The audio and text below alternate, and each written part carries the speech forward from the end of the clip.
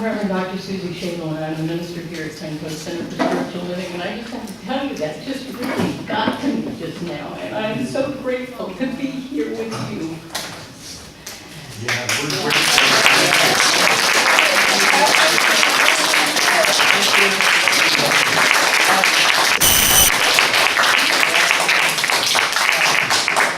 Wow, boy. It just hit me how, I didn't anticipate being here nearly this long, and, you've gone and wormed your way into my heart, and I've gotten attached, and I'm just grateful to be here. I'm grateful to be part of the spiritual community, because I kind of fly kind of untethered most of the time, and it's nice to belong. So thank you for welcoming me and holding me in your hearts. I really appreciate that. Okay. Let's all breathe. Especially me, seriously. Especially me. Wow. It's only the first Sunday in November. Imagine by the end of the month. Maybe you'll cry too. So I want to start with a quote from Wayne Dyer, someone I'm also grateful for, right? He said, "You can either use up precious present moments in a state of appreciation, which is to be fully here now, or in a state of depreciation, which is to wish to be anywhere but here and now." Anybody ever been there? Yes. Yeah, this morning. It is all about shifting to appreciation and out of depreciation. And we have the choice and the opportunity to do that. I was going to say, remember the old Flunkin' Wagnalls, but actually I looked at Webster's dictionary. And Webster's defines depreciation as a critical commentary or disparagement of something or someone. So, to diss somebody is to depreciate them. Depression, here's another wonderful D word. And here's another wonderful D word, to decrease in value or purchasing power. That's depreciation, which is depressing, which is dislikable. So there you go. And those are all the D's for now. Now, when we focus on fear and lack and limitation and doubt and negativity, what happens is that it starts to move us into a downward spiral, and we kind of start to feel like we're circling the drain a little. Another D word. Circling the drain. Let's see how you guys keep count. How many D words can she say today? Now, doubt. There's another one. Yeah. Now, a lot of us may feel emotionally exhausted right now with the current economic and political news. It's certainly exhausted, right? We're certainly exhausted and emotionally sort of spent. But sometimes we can get caught up in that, and too much focus on the fear, the doubt or the concern about what might happen or what might not happen continues to take us in that downward spiral. And sometimes for some of us, now we're starting to approach the holidays too. We just had Halloween, and now we're moving to Thanksgiving, and then the holidays in December, lots of them from lots of different disciplines. And, sometimes that's really stressful and concerning for people. It's like, it's supposed to be happy time, and, sometimes I catch myself going, wow, I'll be glad when this is over with, right? Because it's like, what gifts did we get? And oh gosh, I found the perfect gift for my best friend. And then I looked at the price tag, and I'm like, yeah, she'll have to get that for herself. I'll suggest it to her. Hey, I've got a great thing you can give yourself. So, when we focus our energy and our attention on fear and doubt and lack and limitation and all those things that kind of depress us and start to bring us down, it not only depresses us, it actually increases the fear, doubt, lack, and limitation. It attracts even more of the same to us, and then we're really going. The momentum's really taking us down the drain. So we sink even further into that vicious cycle of depreciation. And so pretty soon everything feels like it's depreciating within us and all around us. And so as we focus on depreciation, we sometimes worry about distresses and disasters, more D words, that I've never noticed before how many icky words start with a D. I have to eliminate that letter from my alphabet. So but when we focus on depreciation, then the distress and the disasters that we anticipate gets all of our energy and attention, and there are things that might not even actually happen unless we continue to engage in the excess attention that we're paying to them and literally attract them to us. So stop it!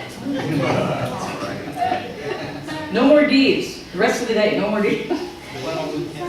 How about, And just, oh, good. There we go. There's the shift. We shift to delight and delicious and delirious. I was going to say, Reverend Suzi, how about your delicious? Delicious, I like it. that word. I like it. I like it.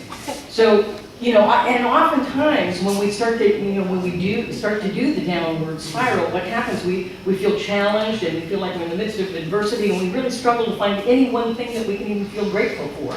It's like a struggle. This is why it's good to have a gratitude list when you're really up. Make a gratitude list, keep that handy so that the times that you're like, oh, you whip it out and go, oh, and you read that aloud, seriously, in your car, go sit in your car and read that aloud, and I guarantee you'll come out feeling different. So always have one on hand. In difficult times, what we do is we focus on what's missing or what's wrong, what's not working.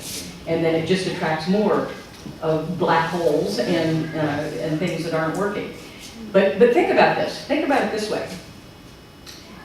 There would be no opportunity for us to create anything if there was nothing missing. That's right. It'd all be done. We'd be bored to tears. Seriously. If everything was already done, what would we, I don't know. I don't know what that would be like. I mean, we wouldn't be able to really engage in the creative process. The void is where all creation came from in the first place. The no-thingness is what gives us the opportunity to even be creative. I mean, think about it. A bucket is useful for its emptiness. If it's already full, it's like, wow, now what do I do? Right? But if it's empty, you can put all kinds of stuff in there. You can create all kinds of stuff. So the void, the emptiness, the missingness is actually a good thing. It engages us to be creative and take the opportunity. Let me give you some even more powerful examples. If you feel like love is missing in your life, it's an opportunity for you to create love in your life, for you to be the presence of love, to be the place where love shows up, for you to be loving. And I guarantee you'll attract it. If money is missing in your life, it's an opportunity for you to create abundance of every nature, to create abundance of creativity, of opportunity, an abundance of hanging out with cool people like yourselves. It's an opportunity. It's an opportunity. And I guarantee you, if you bring abundance of any kind, the prosperity, the financial prosperity will follow. It follows that kind of good energy. If health is missing in your life, then guess what? It's an opportunity for you to create health and well-being and wholeness. It's an opportunity for you to stop and really consider what is going on with my body. What kind of relationship am I having with my physical well-being? And gee, could I maybe wake up, make some different choices?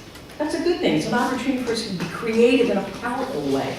If fear is what's wrong in your life, if you're feeling fearful, guess what? It's an opportunity to really step into faith, to develop your faith. And actually, fear, we think fear, an F word. Now we're going right to the past D, and now we're on to the F words. Not all of them. Fear, F-E-A-R, can mean false evidence appearing real. But guess what? It can be a powerful motivator to move us and to move our energy into developing faith, developing our faith. It's a great motivator because we don't want to stay there. We don't want to put up a housing complex in fear. We want to move to the next neighborhood, right? Which is faith. Now, fear, F-E-A-R, can also stand for focused experience activating results. I like that one. That's much better. I'd buy a condo in that neighborhood. Now I've been motivated to do something about the health that I think I'm not experiencing, right? And I have the power to do so. So let's go back to Webster's. Webster's dictionary defines appreciation as to value and esteem and to know the significance, desirability, and worth of something or someone. It's to have a discriminating perception or enjoyment of something or someone. Appreciation is to recognize gratefully someone or something, to express gratitude. Appreciation is the recognition and the liking of something's or someone's qualities. It's understanding of the meaning or the importance of something or someone. And here's a good one. Appreciation is a rise in value. A rise in value. Things appreciate, they increase. I'm already liking the A word a whole lot better. I'm liking the beginning of the alphabet now. This is why it's always good to, whatever your business name is, it should start with A. You get an A and you're first in the phone book. Of course, nobody looks at the phone book anymore, right? Okay, first on Google. All right. So the practice of gratitude, the practice of appreciation, actually brings great fullness into our hearts. You literally almost feel yourself fill up like a bellows in a way. It's like you feel that energy filling you, that energy of gratitude. It awakens us to the appreciation of the present moment and all of the good that we have right now. So that we focus, instead of on what's missing or what's wrong, let's focus on what's right and what's wonderful and what's good and what's powerful and what's delightful and delicious, right? Okay, absolutely. And really, it brings us a sense of inner peace when we focus on those good things that already occur in our lives. And that inner peace literally helps to pull us out of that black hole of depreciation and depression. So with that inner peace growing, filling us up, it enables us to appreciate the good that we have now, but also the possibility. So the good of the present moment and the possibility of the future. It moves us in that direction. A peaceful mind and a grateful heart opens the floodgate to creativity and opportunity and possibility.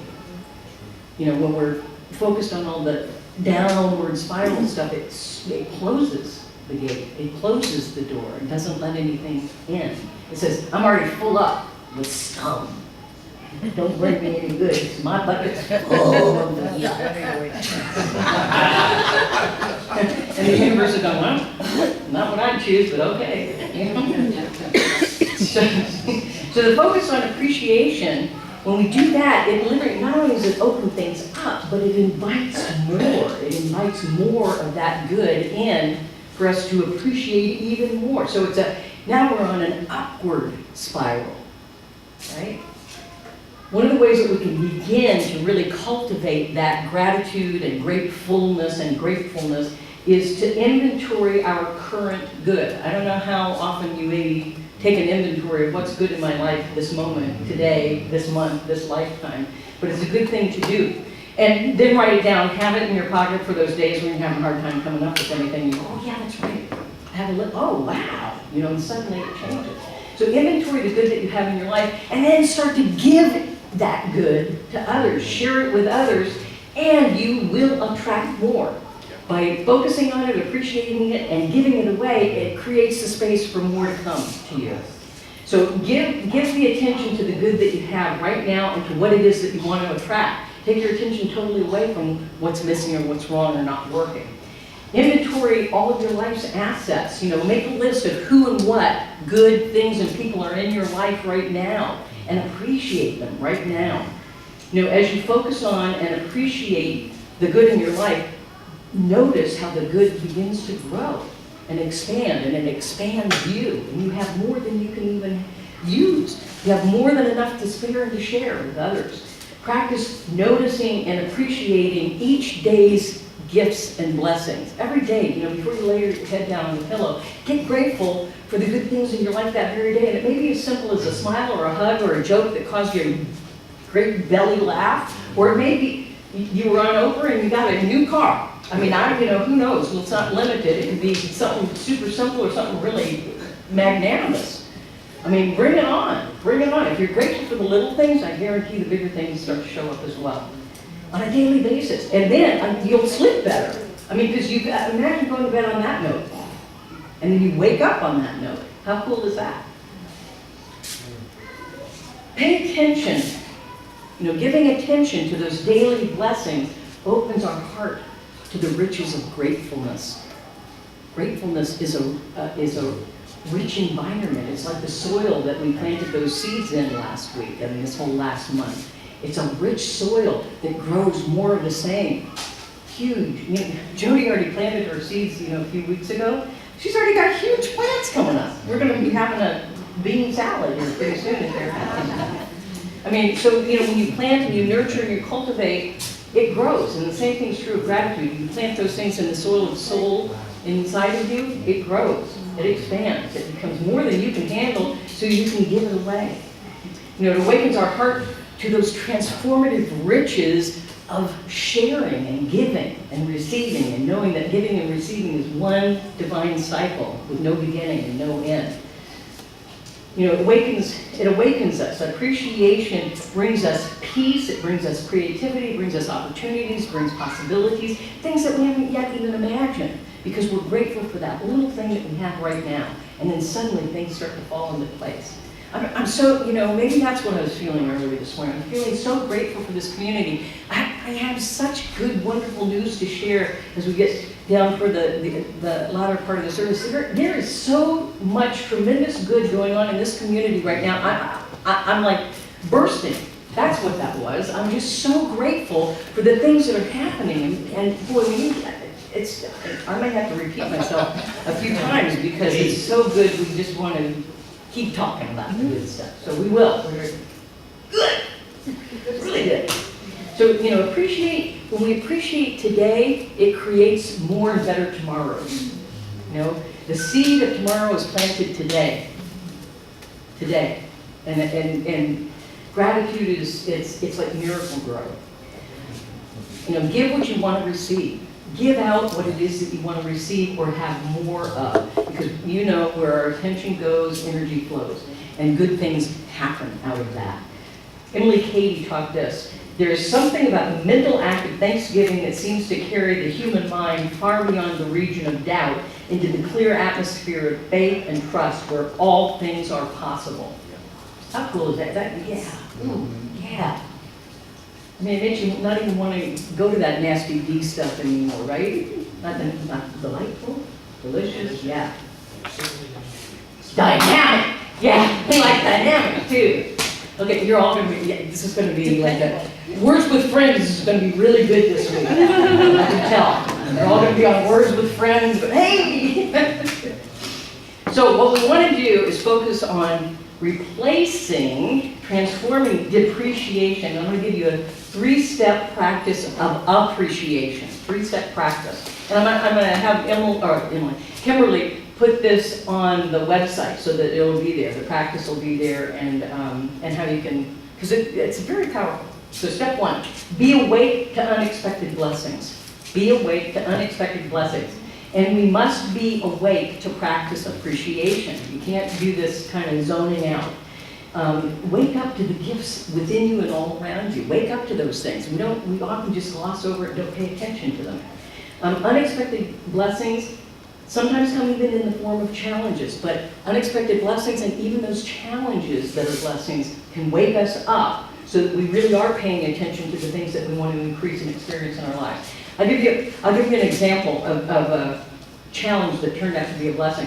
When I was in ministerial school, I was doing consulting work for Boeing out in Seattle. And I thought, oh God, this is great because this is going to put me through school. Really great. I was hired in under a subcontractor.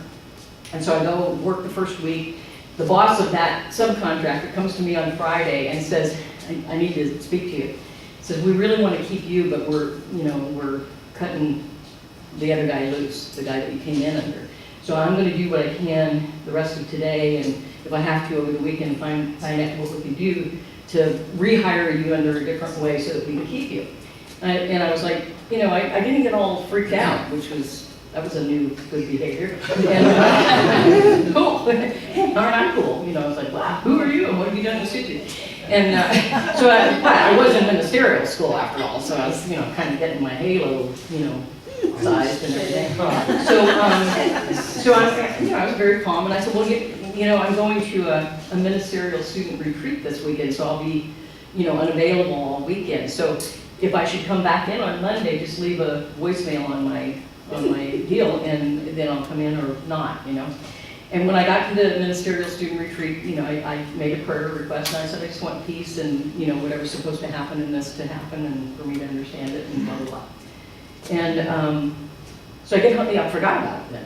I get home Sunday night, and there's me, so I listen to the voicemail, and the guy says, wow, I did my best, I hope this is okay.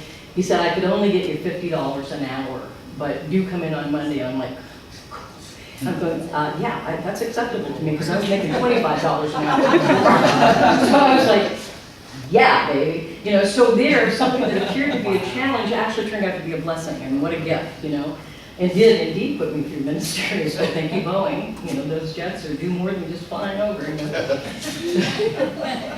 So step 2, so that's step 1, be awake. Step 2, be aware of opportunities. Be aware of opportunities. No matter the circumstance, ask yourself, always ask yourself, what's my opportunity here? So that we can turn those stumbling blocks into stepping stones. What's my opportunity here? What's the opportunity? How can I transition this? How can I transform this, transmute this? So choose to look for and to find and to appreciate the gifts in all that comes. Look for the golden nugget, look for the gift, look for that golden Easter egg or that golden ticket to the chocolate factory. Look for it, look for the opportunities. And step 3, be alert and respond powerfully. You know, what good is awareness of opportunity if we don't act on it?